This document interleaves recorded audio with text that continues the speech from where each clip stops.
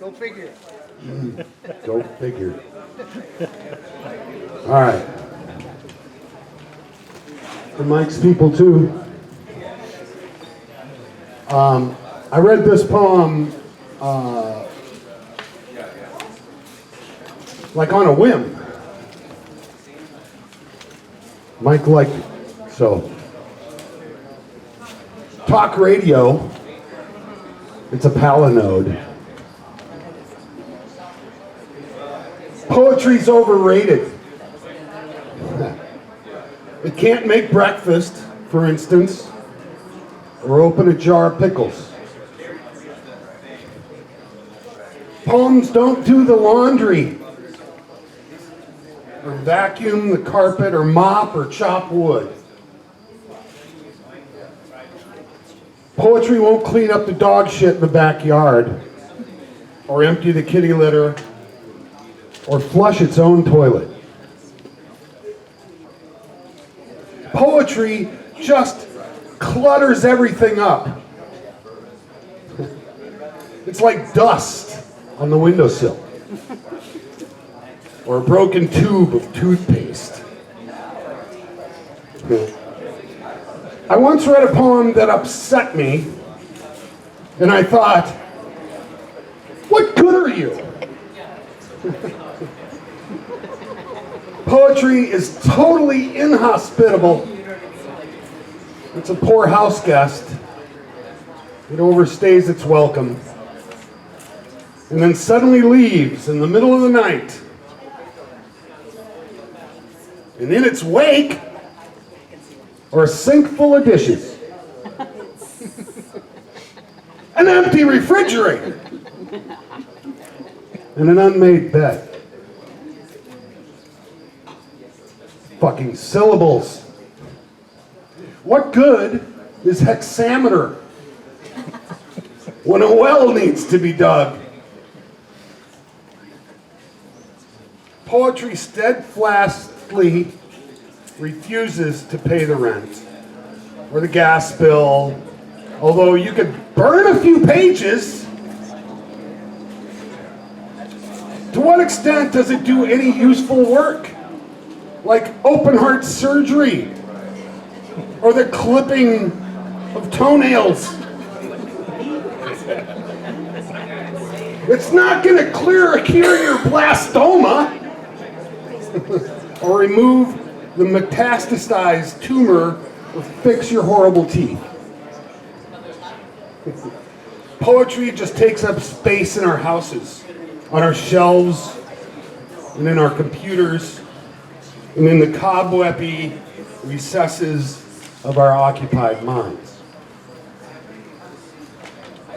Poetry is not going to save us. It's not going to rescue anyone from war, or pestilence, or deprivation. It won't keep your boat afloat in a flood or stem the tide of the tsunami. The poem is not going to put out the fire. Poetry is like talk radio. Endless blathering, on and on, about nothing. Fake news. Thank you. It's just verse after all. All phrases, words, for God's sake.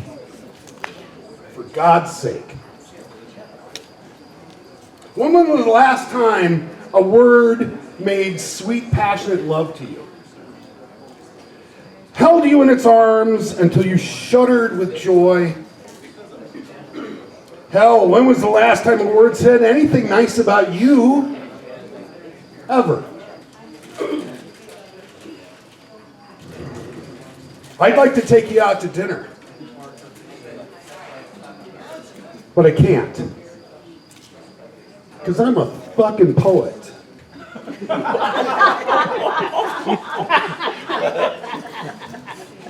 When was the last time a poem rubbed suntan lotion on your back? Or rubbed your feet, brought you coffee in bed?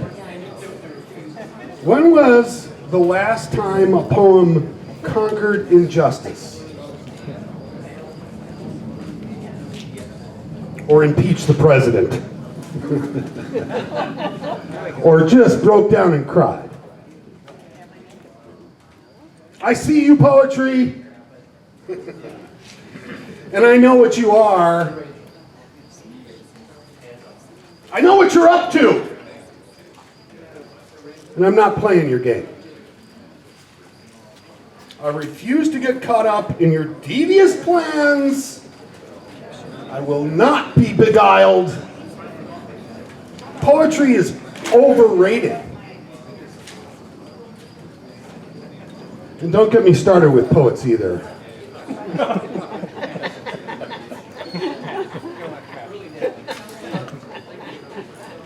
Up yours, Mike Finley.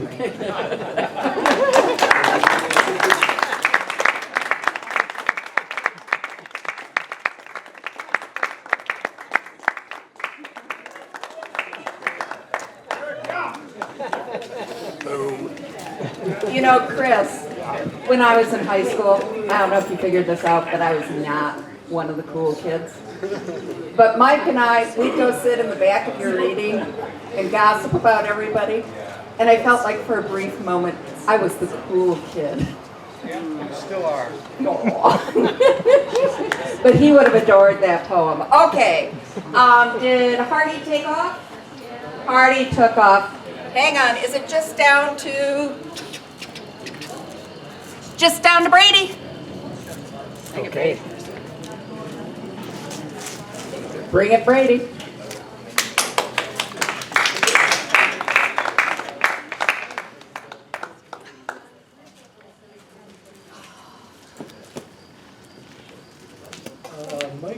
Mike said that I was the first baby he ever held. Oh. And in the last few years of his life, he started calling me son. Just, I don't know if he called other people son also, besides John. But, yeah, I never asked him about it, why he did that. I liked it, so I didn't care. This morning I went for a walk and over across the Stone Arch Bridge, and I stumbled on a poem which, strangely enough, reminded me of Mike. It's an ode to the Pillsbury A Mill.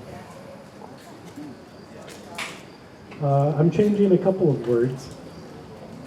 It starts out, grind on ye mills, and I'd like to say, grind on ye, Mike. The silver thread of life depends on you, so stay not, neither haste thy work. The toil is thine, the labor not in vain.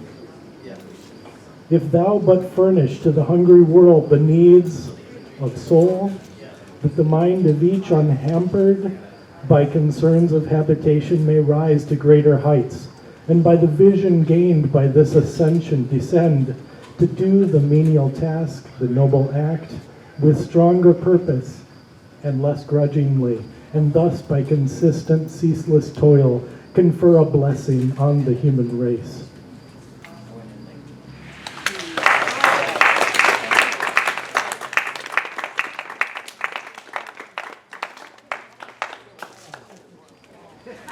Well, do we have any other latecomers? You? Yeah. Good. Oh. Hardcore champion here, I see. What's your name? Maureen. It's so nice to meet you. I know I've heard your name. Okay, all right. Well, please welcome to my microphone. Well, thank you. So originally I was gonna read one of Mike's, but I had a work day and kind of had to run out of the house and forgot his book of poetry. So I'm gonna recite one that is one that I've loved, and I think he probably liked this one too. I will rise and go to Innisfree. No, that's not the one.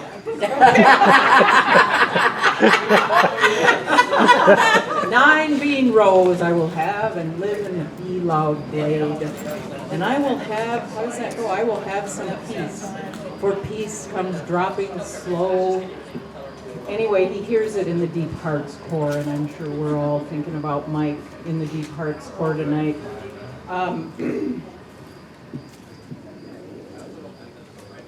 I've known rivers. I've known rivers ancient as the world and old as the flow of human blood in human veins. My soul has grown deep like the rivers. I bathed in the Euphrates when dawns were young. I built my hut along the Congo, and it lulled me to sleep. I gazed upon the Nile and built the pyramids above it. I heard the singing of the Mississippi when Abe Lincoln went down to New Orleans, and I've seen its muddy bosom all glowing in the sun. I've known rivers, ancient, dusty rivers. My soul has grown deep like the rivers.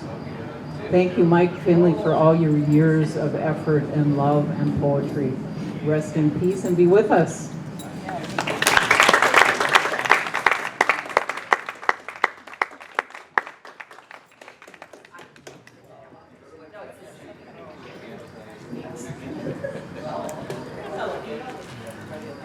All right, anyone else? I'd like to read a poem that Mike read last.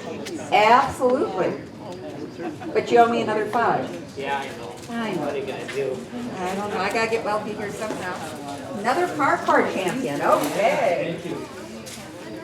A round of applause for our car, Heather. Yes. Wonderful job. Mike read a couple of poems March 12th, 2020 at Cracked Walnut's Writers Read at Coffee Shop at Northeast, and I would like to intone the poem that he read first called Son of Ferguson. I forgot to take my medicine, forgot to say me prayers, forgot the valuable lessons that drew me on this far. Does every Irishman suffer the crime of his own betterment, and the lies he sucks on, tasting a peppermint? I stand at the stoop of low Fernie, big toe in the stirrup of humbled humility. Was it thus for every poet for half of a lovely hour? Was the buzz in the bonnet so different to the flower? Run away, man, be unknown to yourself. The hurting will stop at the pitch of the well. We also read Uncle Doug that night, and this is kind of long, so I got to look at Heather and say, do you want me to can it? But Uncle How Doug, kind of long? oh, 14, 15 lines. Okay, well, when we start throwing fruit at you, you'll leave. Yes. Paul, are you going to get up and talk too? No? Aw. Aw. I'll certainly yield the mic if anyone wants it. Aw. I just don't want to let go of the lovely gentleman, Mike Finley. Mom, this is his Uncle Doug. This is from his life story. Uncle Doug, a poem he wrote in 2007 and recited that night.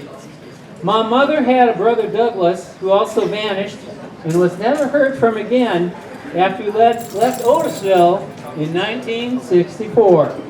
There was a feeling among the brothers and sisters that Douglas was not their biological brother, that he might have been left on their doorstep, because there was something awfully Mexican about him. The olive skin, the delineated lips.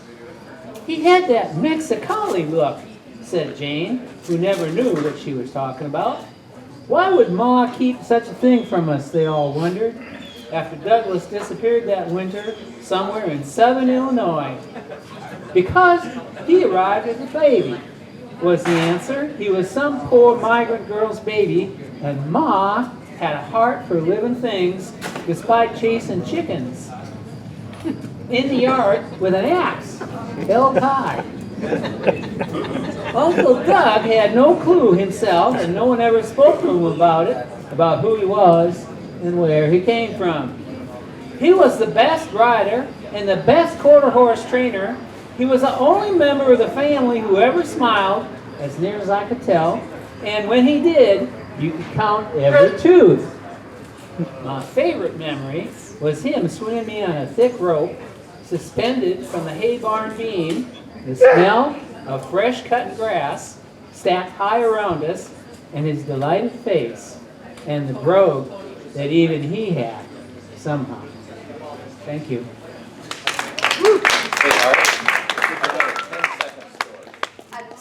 Yeah, 10 seconds. We can do that. So $1 a minute. You got $10 for me, dude? I already put it in the basket. All right, all right. Just a 10-seconder. I first started writing poetry seriously about 6 or 7 or 8 or 9 years ago, and I went to this reading in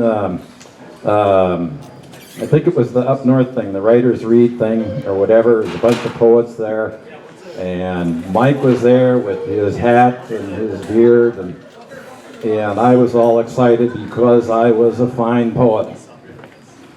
So I go up to Mike and I go, can I read? He says, well, I don't know you. He says, let me see what you got. I said, okay. And he's reading it over and looking it over, and I'm thinking the passage of time is really to my benefit. And he looked it over and he said, well, you know, Mike, there's a pretty high bar set around here. Thank you.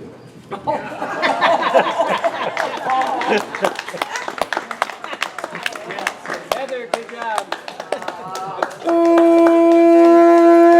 Well, I'm calling it. Good night, good night. Thank you. Thank you. It was great.